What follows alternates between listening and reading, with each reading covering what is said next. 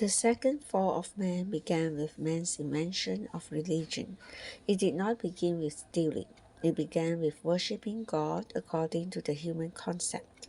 Worshipping God according to a man-made religion was not a rescue from the first fall, but a continuation of it. The second fall, which began with a self-made religion, was completed by an act of murder. Do you believe that it is possible for religious people to commit murder? If you read history, you'll discover that the Roman Catholic Church has killed more genuine Christians than the Roman Empire. Thousands of Christians were killed by the Roman Empire, and the Roman Catholic Church continued this persecution, killing even more genuine believers. If you attempt to be a pure and genuine Christian in Portugal or Spain, you will need to be careful, for the religious people there might attempt to take your life. Human religion is always like this. It begins by serving God and it ends by killing people. This exactly corresponds to the word of the Lord Jesus in John 16:2. An hour is coming when everyone who kills you will think that he is offering service to God. What was the first fall of man? The first fall of man was man taking into himself something other than God. Man did not do anything evil. He simply absorbed into himself an element other than God. What was man's second fall? The second fall of man was the invention of religion, which resulted in an act of murder. The second fall occurred because of man's presumption.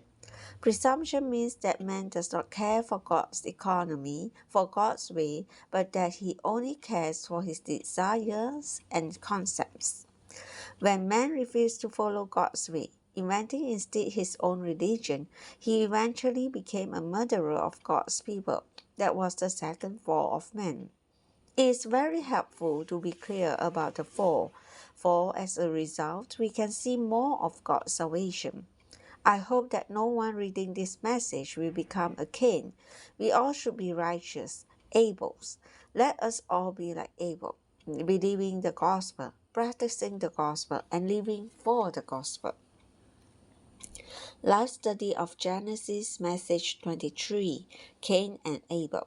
In this message, a parenthesis in our study of Genesis 4, we need to see more about Cain and Abel.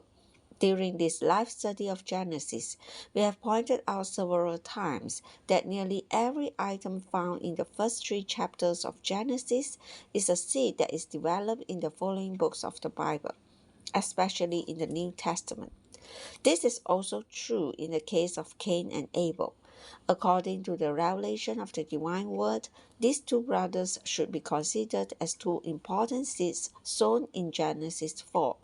This is proved by the fact that the New Testament speaks of both Cain and Abel. The Lord Jesus was alluding to Cain in John 8:44 when he said that the devil was a murderer from the beginning.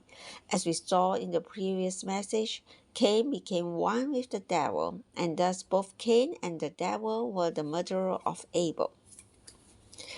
In John chapter 8 verse 44, the Lord Jesus also said that the devil was a liar. When he speaks a lie, he speaks out of his own self, for he is a liar and the father of it. I believe that this also was an allusion to Cain, referring to the lie that he told God when he asked him about his brother. Cain lied to God in his presence. Thus, Cain was not only a murderer but also a liar. Therefore, the Lord's word in John chapter 8 verse 44 is evidence that the story of Cain in Genesis 4 is a seed. We have seen that in the beginning man was placed in front of 2 trees, the tree of life and the tree of knowledge. These 2 trees represent 2 sources, out of which 2 lines continue throughout the whole Bible. The line of the tree of life and the line of the tree of knowledge. Undoubtedly, Cain was on the line of the tree of knowledge and Abel was on the line of the tree of life. Adam and Eve certainly must have produced more children than the two mentioned here. However, the Bible here only mentions Cain and Abel. Why does the Bible only mention these two here? Because the intention of the Holy Word is to show us the two categories of people which existed from the beginning of the second human generation. Cain, who represents the line of the tree of knowledge, and Abel, who represents the line of the tree of life. The Bible ends as it begins. It begins with two trees denoting two sources, and it concludes with two cities, the Great Babylon and the New Jerusalem, denoting two consummations. One of these cities is great and the other is holy. The Great Babylon will be the ultimate consummation, both of the line of the tree of knowledge and of the seed of Cain.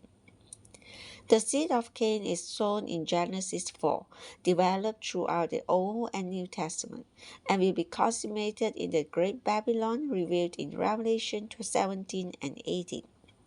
Likewise, the New Jerusalem will not only be the ultimate consummation of the line of the tree of life, but also of the seed of Abel. Everyone who will be a part of the New Jerusalem will be an Abel. Every piece of precious stone in that city will be an Abel for eternity. On the contrary, the majority of those in Great Babylon will be Cains. Hence, the Great Babylon is the ultimate consummation of so many Cains, and the New Jerusalem is the totality of all the Abels. What are you, an Abel or a Cain? I hope that no one reading this message is a Cain.